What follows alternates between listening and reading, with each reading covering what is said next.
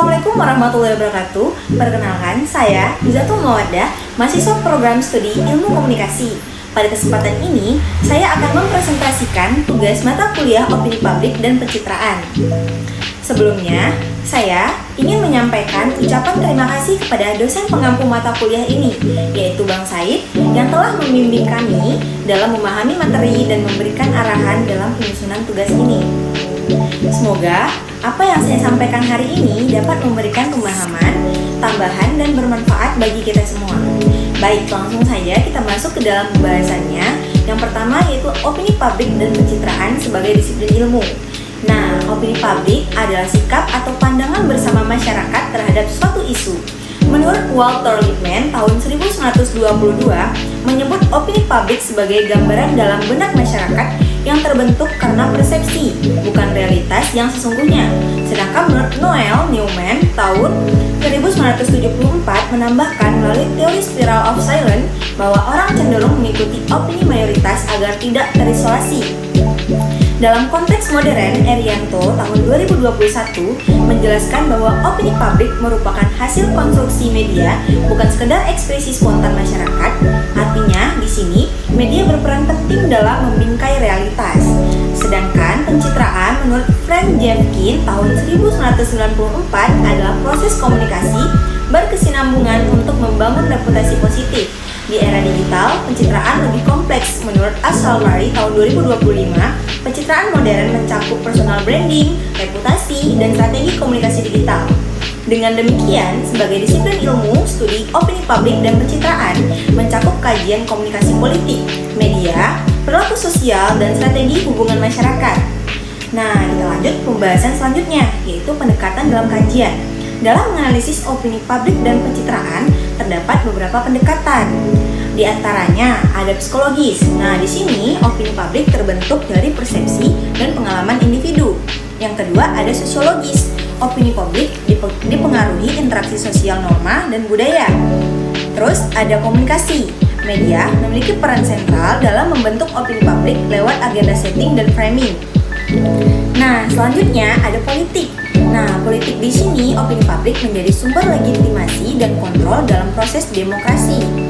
Pendekatan ini membantu kita memahami bagaimana opini publik terbentuk dan bagaimana pencitraan bisa dikelola. Kita lanjut ke pembahasan selanjutnya, yaitu kelompok sosial tidak teratur.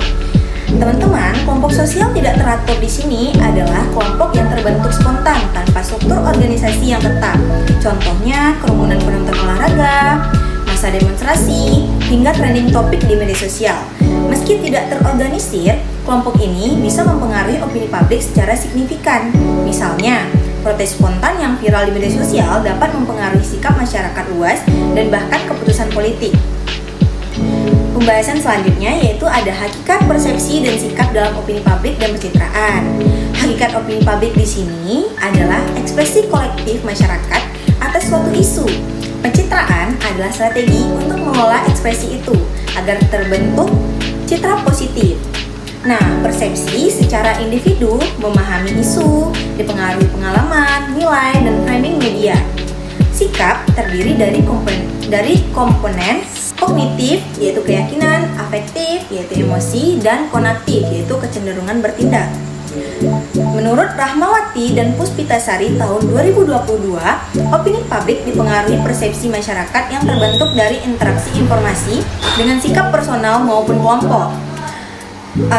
Proses terbentuknya dan kekuatan opini publik, yaitu opini publik terbentuk melalui beberapa tahap.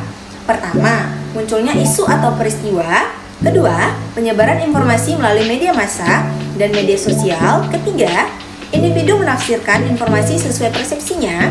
Keempat, diskusi dan interaksi publik. Kelima, terbentuknya konsensus sebagai opini publik. Jadi, kekuatan opini publik sangat besar. Ia dapat mempengaruhi citra tokoh, kebijakan pemerintah, dan arah demonstrasi. Menurut penelitian FU tahun 2025, opini publik di media sosial bahkan perlu regulasi karena pengaruhnya cepat dan luas. Hal ini menunjukkan bahwa opini publik adalah kekuatan sosial sekaligus politik yang dapat membangun atau meruntuhkan reputasi, tergantung bagaimana pencitraan dikelola. Dapat kita simpulkan, opini publik dan pencitraan adalah dua konsep yang saling terkait. Opini publik terbentuk dari persepsi kolektif masyarakat, sementara pencitraan adalah upaya strategis untuk membentuk persepsi positif. Di era digital, keduanya semakin penting karena dapat menentukan legitimasi politik, reputasi organisasi, bahkan arah kebijakan.